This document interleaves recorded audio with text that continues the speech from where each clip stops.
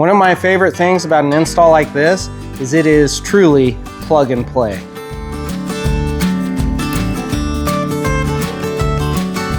Welcome back to the channel, guys. I have got the new fiery red tail lights that we'll be putting on the Jeep JK today. It should be a super simple plug and play install, so let's get started. To do this job, all you'll need is a Phillips head screwdriver or socket attachment or whatever you want to use to remove the stock OEM brake lights. Now, what I'm excited about with these new brake lights is Fiery Red has LED reverse lights, the turn signals are LED, and the brake light is also LED, so it's going to be a great upgrade for this 2016 Jeep JK. They offer, the lights we'll be putting on are compatible with 2007 through 2017, I believe, and then they also have a JL version as well. So if you're looking to upgrade to LEDs, this is a great way to do it. I'll leave a link in the description if you're interested in checking them out. Be sure to retain the stock hardware.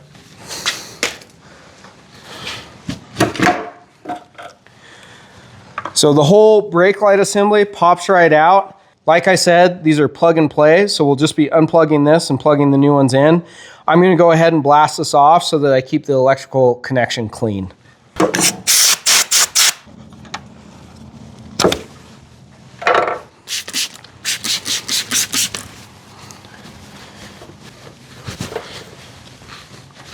One of my favorite things about an install like this is it is truly plug and play.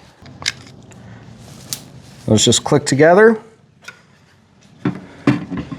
And then keep in mind that these fiery red taillights, they will have the plastic tab here, the retaining tab. That's just going to go right into that retaining hole right here. Click that in. And now we're ready to put the screws back in. And it's as simple as that. Very easy install. Probably one of the easiest installs I've ever done. Once they're lined up, we'll just tighten it back down. And remember, don't tighten it all the way. You want to make sure that you get both of those screws in. So we'll get this other one going. As always, hand start your screws. Now, obviously, I'm using a drill, so I want to be very careful that I don't over tighten these and crack anything. So I'm going to go ahead and finish tightening with just a regular screwdriver. All right, now we'll just do the driver's side, same thing. One thing I should have called out, you actually don't need to unscrew the outside screws here because those are just what's holding the lens on. We can just unscrew these right side. Now on the driver's side brake light, when you pop this out, you are going to notice that there's actually two plugs. For the tail light, we'll just be using this top plug. We want to retain and leave the bottom plug plugged in. I believe this runs over to your third brake light, so it just has a plastic retaining clip here. We'll go ahead and pop that out, maybe. So again, when you're looking at the rear brake light, it's going to be this top one. You can also double check. You'll be able to see which plug is running into your light. So just go slow in this part. Make sure that you're unplugging the correct plug, the one that's powering the wiring to your light, and then we'll plug this one back into the new light. A clean work surface is a happy work surface. The new tail light is a little bit sleeker, so it won't have a tab for me to click this one back in. You don't need to do this, but I like to just do this to keep things clean.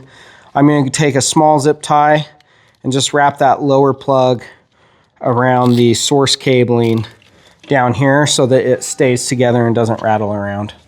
I'm not going to cinch it super tight, but just so that it stays organized. We like to keep things clean and organized.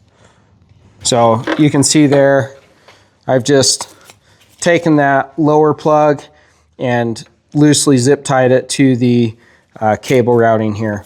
And last but not least, we'll just trim off those ends, keep it nice and clean. Now, one thing to be aware of when you're installing these, because I did the same thing, there's also two other plastic retaining tabs on this side. So again, take your time. You're going to want to make sure this retaining tab goes through that hole, and then these two tabs need to fit on the other side of your metal here. And we're just going to work that in and then you might have to wiggle it back and forth, but you'll feel those other 2 tabs will be able to slide back behind there, and then you're good to go. As always, start those screws by hand.